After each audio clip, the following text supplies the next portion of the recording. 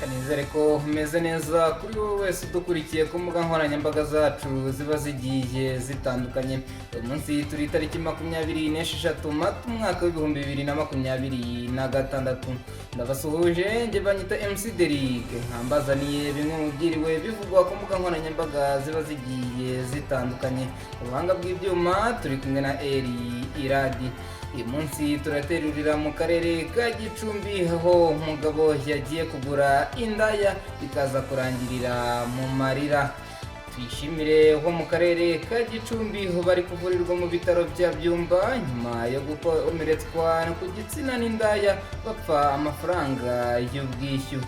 Abaganiriye na TV1 bavuze ko ibi byabaye mu ijoro rya tariki ya 17 Mata 2026 mu masaha y'isaa 4, ubwo umugabo yavaga kugura indaya. uwo mugabo akaba yitwa Tuyishimire, ubwo yavaga kugura indaya bamaze gukora imibonano mpuzabitsina akaba yaraje ngo kubura ubwishyu. abaturage bavuga ko uwo mugabo yahise akatwa n'indaya ku gitsina ikoresheje urwembe.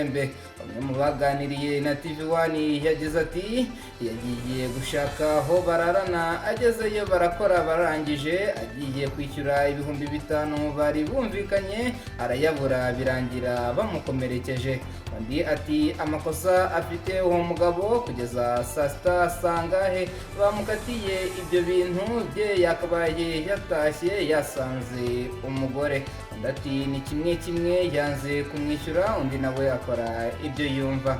Tuyishimire ubu urembeye mu bitaro bya Byumba ntiyemera ko yabuze ubwishyu, avuga ko ku ikubitiro yari yumvikanye n'uwo mukobwa amafaranga ibihumbi 5 y'u Rwanda. nyuma uwo mukobwa yabona ko afite amafaranga ibihumbi 40 ahita azamura ayageza ku bihumbi 10, yanga kuyamwishyura, nuko imvururu zivuka gutyo. kugeza ubu akaba yahise akatwa igitsina, akaba arembeye mu bitaro. umuvugizi wa polisi mu ntara y'Amajyaruguru IP Inyasi Ngirabakunzi yabwiye TV1 ko ayo makuru bayamenye, ndetse ukekwaho icyaha arafatwa ajyanwa kuri sitasiyo ya polisi ya Byumba, ndetse uwakorewe icyo cyaha nawe ubu ngubu akaba arembeye mu bitaro bya Byumba. uyu munsi kandi tariki ya 26 Mata 2026, ikipe ya Rayon Sport ikaba yatsinze ikipe y'Amagaju FC ibitego 2-0. uyu mukino ukaba wari umukino w'umunsi wa 28 wa shampiyona y'u Rwanda, iri aho Rayon Sport yongeye kwisubiza umwanya wa 4 ku rutonde rw'agateganyo rwa shampiyona y'u Rwanda. uyu mukino wabereye kuri stade ya Kamena yo mu karere ka Huye kuri iki cyumweru tariki ya 26 Mata umwaka w'ibihumbi 2026.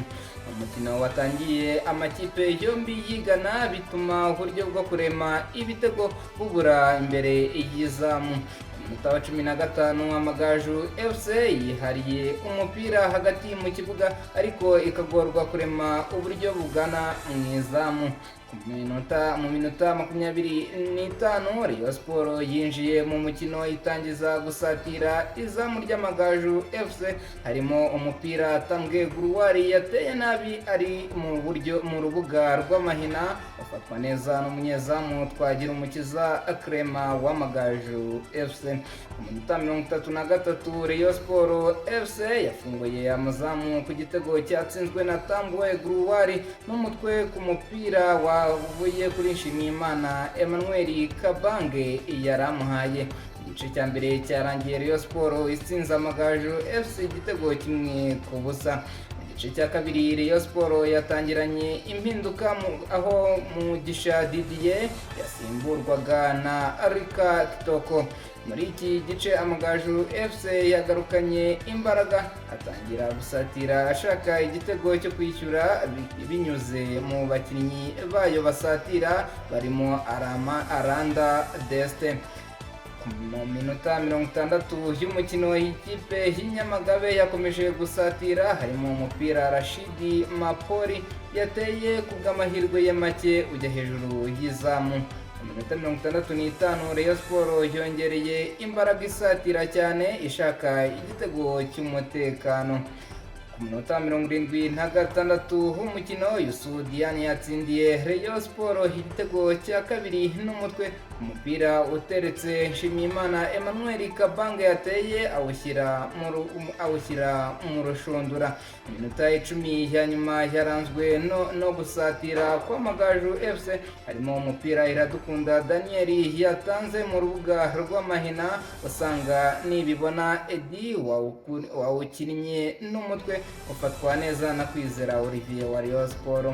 Umukino warangiye Rayon Sport yatsinze Amagaju ibitego 2-0, yongera kubona intsinzi nyuma y'imikino 6 yikurikiranya muri shampiyona y'u Rwanda.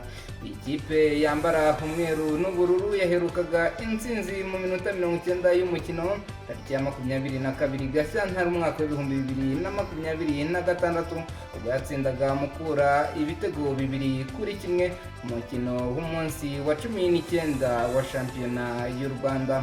Gutsinda uyu mukino byatumye Rayon Sport ifata umwanya wa 4 n'amanota 47, irushwa amanota 18 na Al Hilal ya mbere.